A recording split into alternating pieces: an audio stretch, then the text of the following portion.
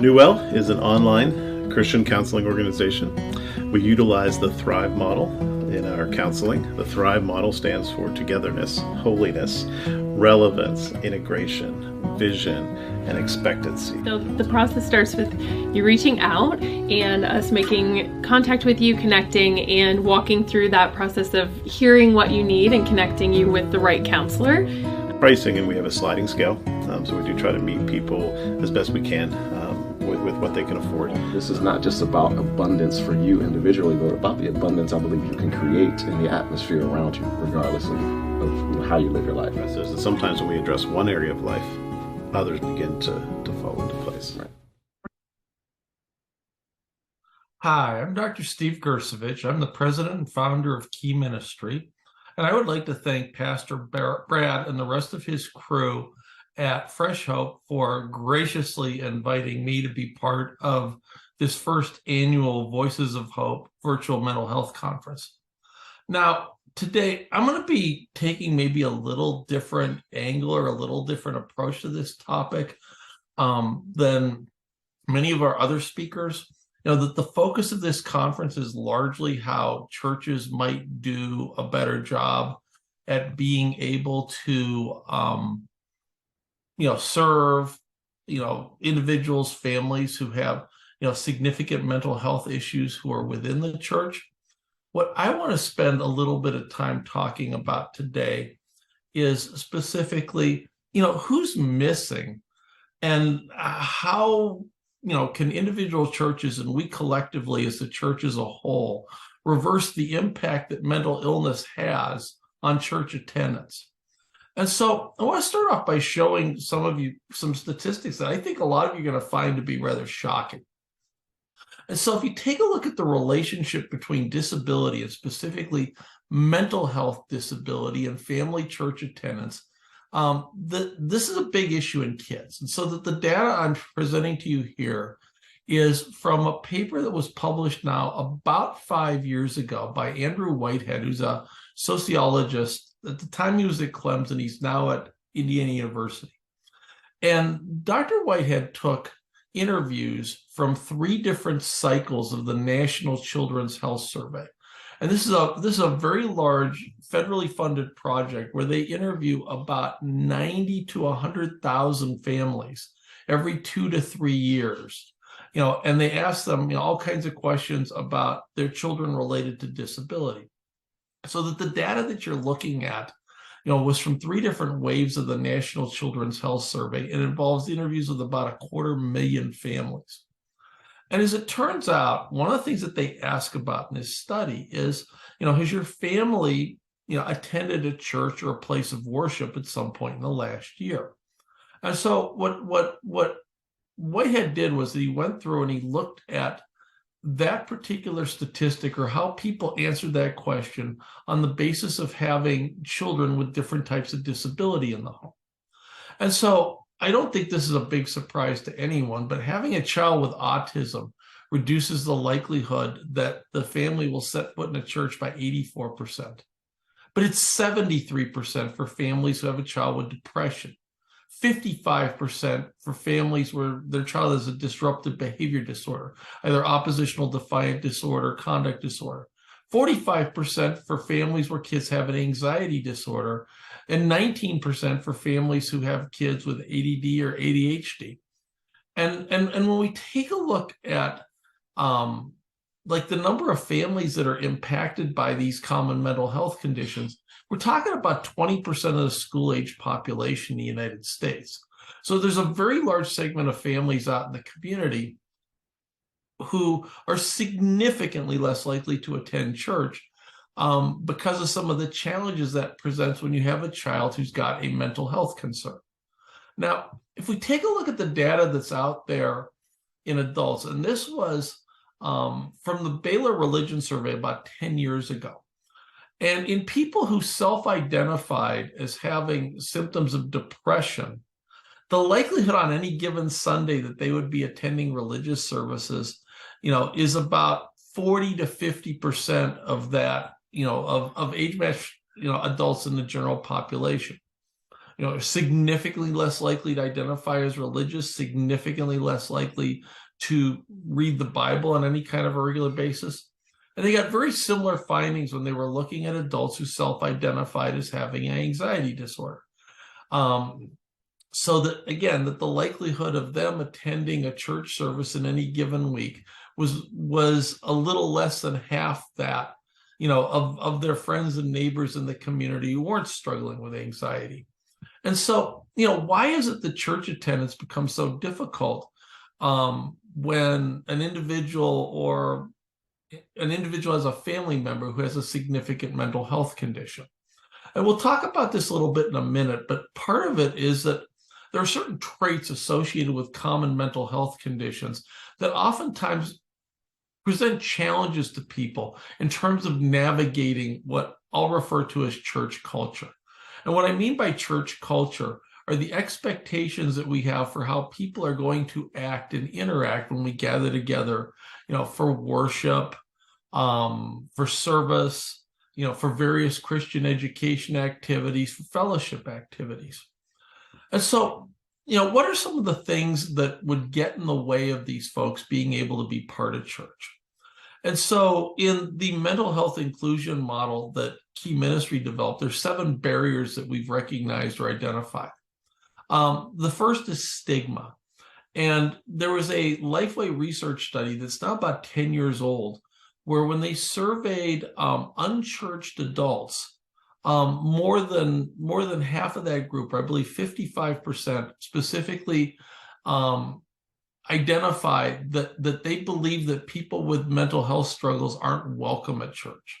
So again, that there's a perception in the larger community that that folks in the church may be judgmental, or because of past experiences of church, teaching, preaching that they've heard in the past, this becomes a challenge.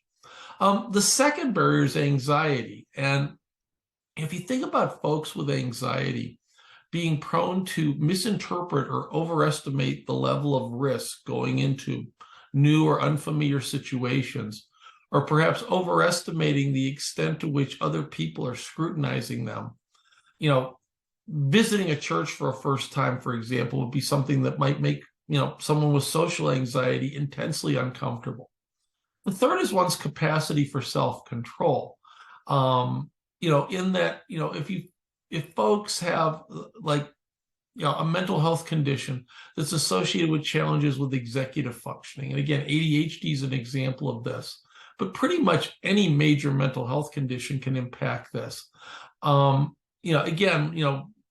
One's, impulse control, emotional self-regulation, ability to delay gratification, are oftentimes compromised, or more challenging compared to other people. The fourth is sensory processing. And while people associate sensory processing differences with conditions such as like autism spectrum disorders, they're very, very common across the board in pretty much every category of mental health condition, particularly folks with anxiety disorders and ADHD. The fifth is social communication. And again, we know that churches are intensely social places, so that if you have any kind of a mental health condition that impacts upon your ability, to be able to, to process social cues, tone of voice, inflection of voice, body language, facial expressions, or you have a condition where maybe you're more impulsive than other people would be, and you interrupt other people when they're talking. Being able to navigate the social relationships involved with church becomes much more challenging. The sixth is social isolation. We know, for example, with people with depression, that one of the symptoms of that is that oftentimes that they withdraw, they'll pull away from friends, and they're less likely to be actively involved in, the types of activities that they may have been involved with or engaged with before they became symptomatic. We also know that, again, folks, who have mental health struggles, or families who have children with mental health struggles, become very socially isolated. Parents can't find babysitters. Their kids are less likely to be involved in like the extracurricular activities. Will meet neighbors or other families in the community who potentially invite them to church. And then the seventh and final barrier is, past church experience. So that, for a lot of folks who struggle with this, it's negative experiences of church, that may have driven them away, or one of the stories that we hear quite often from folks, it's the person with depression who was a weekly church attender, or was involved with Bible study or their small group, where when their illness hit and they were away for several months, nobody noticed they were missing and nobody bothered to call, and they may not have gotten the help or the community or encouragement or support that they counted on when they or a family member was going through a significant mental health condition. And so what do we do about this? And so the first thing I would suggest today is I want to challenge your way of thinking about mental health ministry.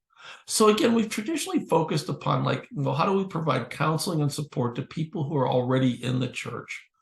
But when you take a look at some of these statistics that are out there, we very much need a ministry strategy that facilitates evangelism and outreach to individuals and families who are impacted by mental illness. And I think that we can truly think about this as an underserved population. We don't have to travel halfway around the world to find folks who need to hear the gospel. When you take a look at the statistics that are out there in terms of the impact of mental health on church attendance, there are literally, hundreds, perhaps thousands of folks living in close proximity to the church that you happen to attend, who don't have a relationship with Jesus, who don't have a connection or an identification, a relationship with a local church. And so that our ministry strategy, not only has to focus on serving people who are already inside the church, but reaching out to and sharing the love of Christ with folks, who are struggling with these mental health concerns, who don't have that connection to Christian community through a local church. And so the foundation of the inclusion model that our ministry developed was that we would work together with churches to help staff and volunteers identify the potential barriers to attendance at their church or engagement, in the ministry areas that they're involved with leading or serving. And we talk about implementation of a set of inclusion strategies across every different area of ministry. When we designed this particular approach, we thought it was important because one of the things that we had seen, working in the area of special needs or disability ministry, is that families where their kids have primary emotional or behavioral issues, what they most want more than anything else is to be able to do all of the things that everybody else does. And that oftentimes there's a great deal of concern or discomfort that results from them being singled out somehow as different. So that this isn't something that's necessarily going to work when we think about it as a program. But what we're talking about installing here is a mindset, for everybody, serving in ministry in every different area of the church, thinking about, how do we include folks who have mental health struggles, in the things that we do as a church family when we gather together to grow in faith, or to serve other people outside of the church. And so, if you're interested in a deep dive, the book Mental Health in the Church, which was published by Zondervan, presents the entire inclusion model in great detail. But there are 5 things that we would look at if we were recommending a church to, a family that was looking for a congregation that was mental health friendly. And the things that we would expect that church to be able to demonstrate is that they had been through an intentional inclusion planning process, and that there's some documentation to be able to demonstrate that. The second attribute is that the church was very intentional about ensuring that their staff, their elders, their board, key volunteers, was educated on some of the challenges and some of the struggles that people impacted by mental illness are going through. The third attribute is development of a mental health communication strategy. There's a large study done about 10 years ago by Lifeway Research and Focus on the Family. And when they were talking to family members of adults who had serious mental illness, the one thing they most commonly identified as what they wanted from their church were for their pastors to talk about mental health concerns from the pulpit, because doing so gave them permission to be able to share their struggles and their needs, within the relationship structure of the church. And this is also very impactful and very powerful in terms of, changing some of these perceptions or misperceptions out in the larger community that folks who have these mental health struggles aren't going to be welcome at church. The fourth attribute would be that churches are providing practical help, to the individuals and families who are affected by mental illness. And I'll touch in a minute on terms of how that might manifest itself. And then the fifth is that they would offer mental health specific education and support groups. And so typically what this is going to look like is that you would put together an inclusion team, and that there would be leaders in every ministry area who would be involved, in terms of, thinking through what would get in the way of people being able to engage in our area of ministry, and what are some useful strategies that we can implement to make it easier for folks. In a smaller church, that this might, where you mainly have like, a lone pastor and maybe, one or two folks on staff, another approach to this would be to focus specifically on, a particular strategy, or several inclusion strategies, and to be able to implement them across, again, your various areas of ministry. And so when we start thinking about like mental health education and what churches have done with this, what are some of the kinds of things that pastors, church staff, and volunteers would need to know about, so that, we know, based upon the research that's out there, that folks in crisis are more likely to reach out to their church than they are to a psychiatrist if, they or a family member experience a mental health emergency. So that, understanding exactly what to do. And this involves not only the pastors and the leadership of the church, but all the folks who are in a position where they're the initial point of contact. It could be, secretaries, receptionists, administrative assistants, training them in terms of how to respond when someone is coming to the church in crisis, looking for care and support. There are churches that we know that, have looked at, training their staff in the principles of mental health first aid. A very popular topic these days is that there are more and more churches that are becoming trauma informed. And this involves, again, many areas of ministry, folks serving in children's ministry, adoption ministry, foster care ministry, have been familiar with this for a long time.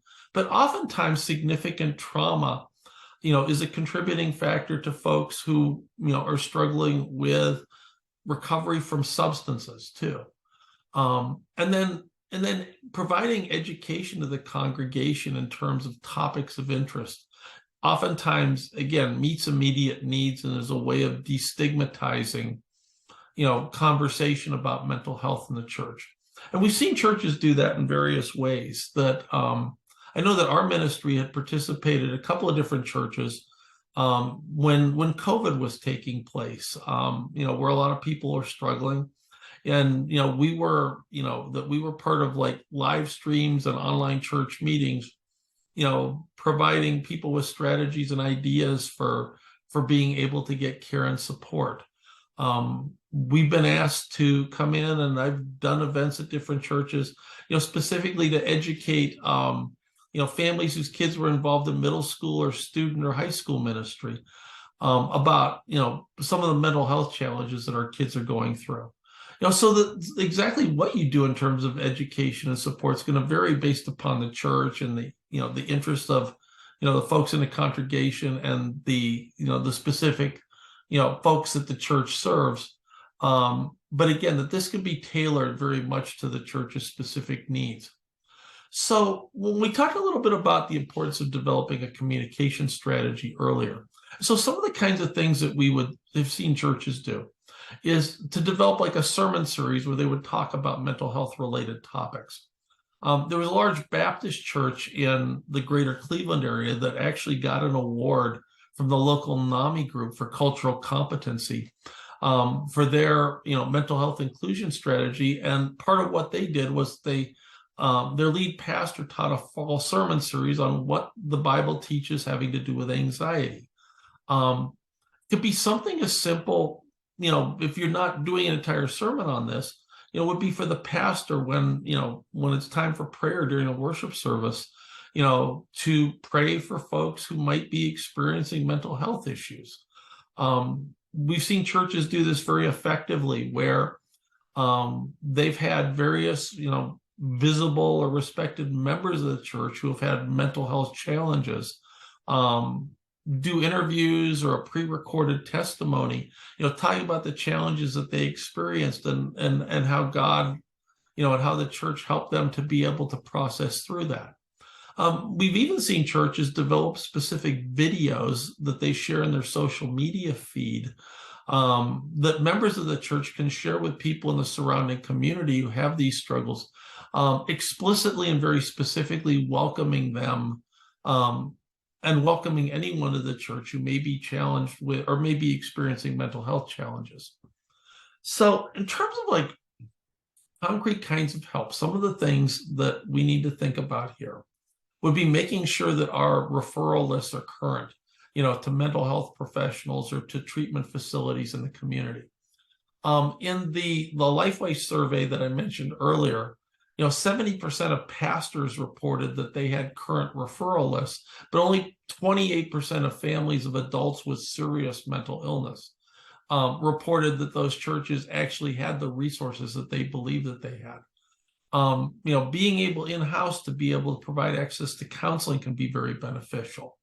One of the things that we've seen as a very powerful resource for families is that, because parents oftentimes who have kids with these kinds of issues have a very hard time finding childcare, churches that offer to provide free respite care to families in the community, and do it in such a way that the kids who need it don't feel stigmatized, is oftentimes an extraordinary blessing.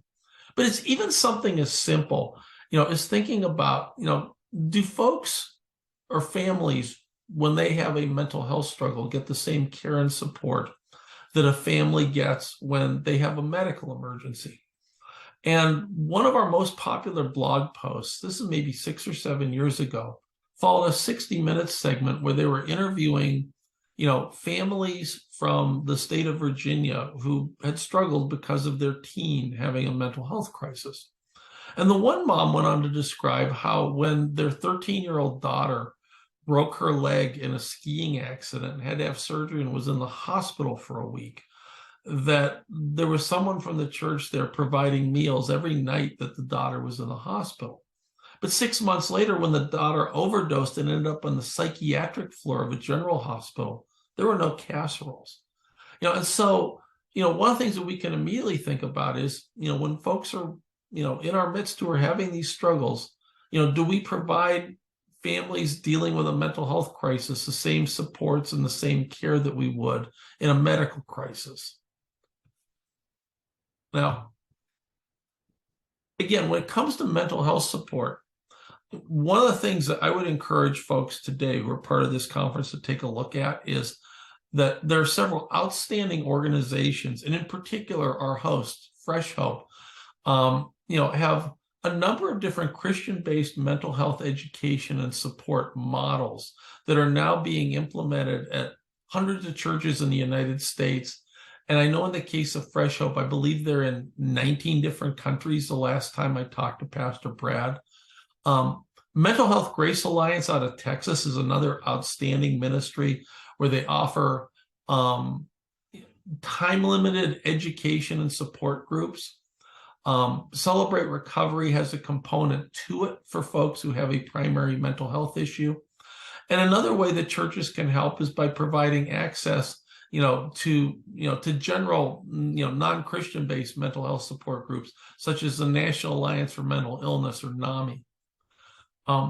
So what I'd like folks, again, to kind of come as their takeaway from this is that if we're really going to think about mental health ministry in the context of the struggles that so many folks who are impacted by these conditions have being part of church, we have to take a much more holistic view of it. And I'd like to volunteer the services of our team, Key Ministry. We provide all sorts of training, consultation, resources, and support to churches, entirely free of charge, that are looking at developing, further their mental health ministry or expanding upon a mental health inclusion strategies. We're happy to help network your church, get you whatever resources that you need. We have an extremely extensive set of links and resources and videos that we make available through our website at keyministry.org.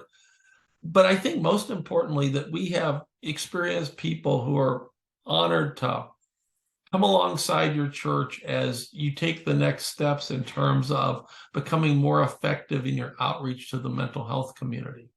If you'd like to learn a little bit more, we actually put on the largest disability ministry conference in the United States each year.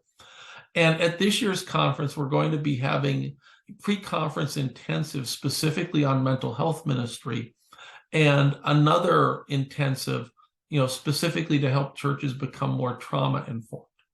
So if there is anything more you need to learn about us, check us out at www.keyministry.org.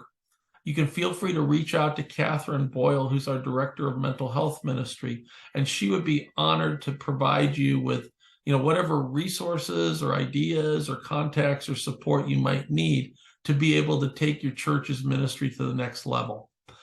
Thanks so much for joining us for this video, and I hope you get an opportunity to take a look at some of the other wonderful resources that are available through the Voices of Hope conference. So thank you.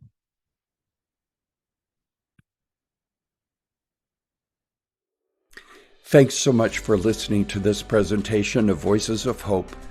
We're thrilled to be providing this conference and the resources it has to offer. Fresh Hope for Mental Health is a faith-based mental health ministry offering support groups, free resources, and effective ministry programs, which are all based upon 25 years of clinical research. Support includes faith-based mental health support groups for adults and teens, both locally and online, trauma healing groups, hope coaching, a retreat for pastors and ministry leaders to process the wounds of ministry, plus help for widows. Fresh Hope also helps churches implement effective mental health ministries within their local settings and communities. You might say that Fresh Hope is a plug-and-play ministry for churches to embed into their ministry. Visit freshhope.us to find out more.